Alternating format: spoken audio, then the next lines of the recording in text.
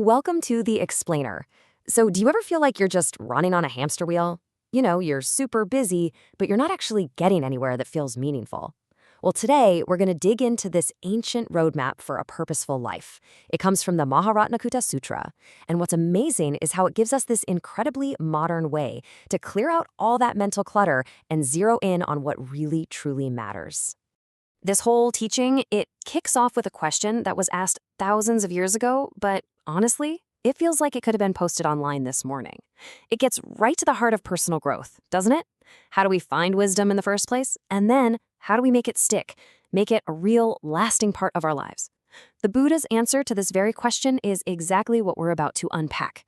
So, what's interesting is that before he gives us the to-do list, the Buddha starts with a what to stop doing list.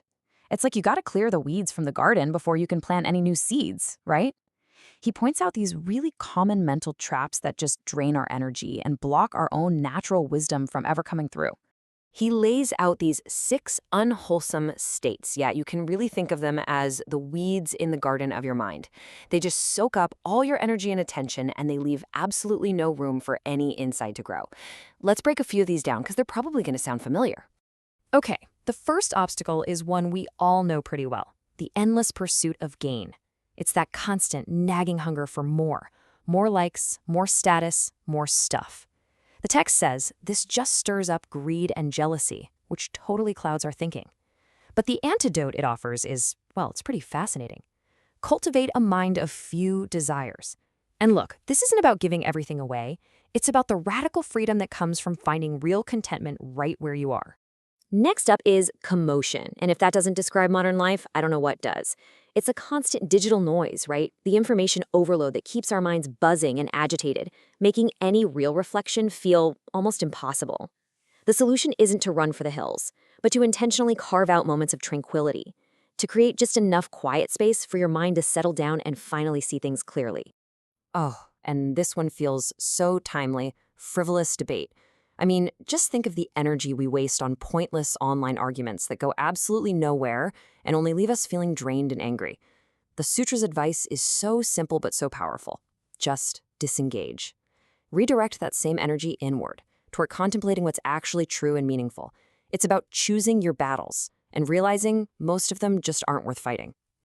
Okay, so we've looked at the mental traps, the things that drain our energy, but the teaching doesn't just leave us there.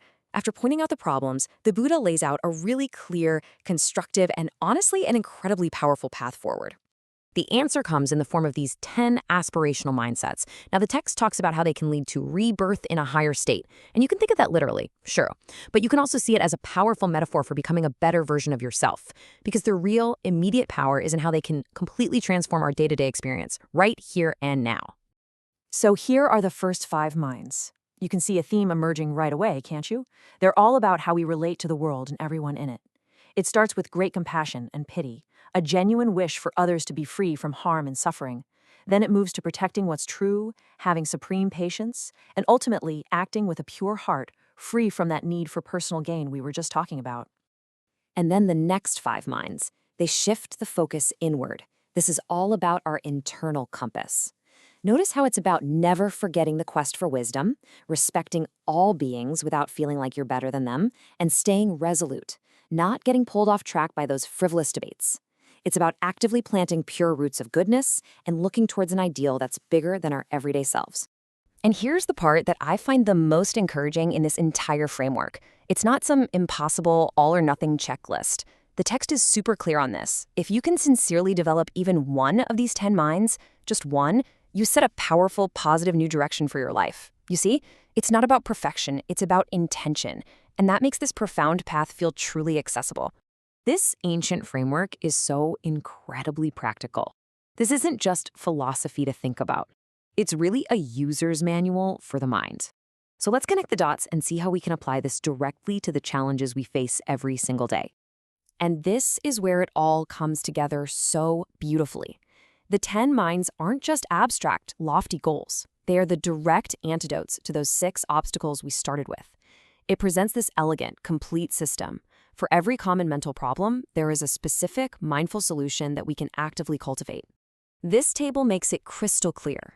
When you feel that pressure to keep up or that sting of envy from scrolling online, you can consciously practice the fifth mind, a pure heart, free from that need for gain. When you feel yourself getting pulled into a pointless debate, you remember the eighth mind and you just step back. When you react with anger towards someone, you can call on the minds of compassion and respect. And when you're just overwhelmed by busyness, you can focus on the ninth mind. Just plant one simple, pure seed of goodness. And this really is the bottom line of the whole teaching. It's such a powerful reminder that our culture often confuses activity with achievement. But true wisdom, the sutra says, doesn't come from a packed schedule or mundane busyness. No, it arises from taking the time for deep listening, for learning, and for cultivating a truly purposeful mind. So, as we wrap up, the real question isn't just about what we've learned, but what we're going to do with it. Take another look at that list. Which of these 10 minds, which one resonates with you the most, right now, in your life today? The teaching is clear. You don't have to master all 10. Just choosing one to consciously work on, well, that could be the start of a truly profound shift.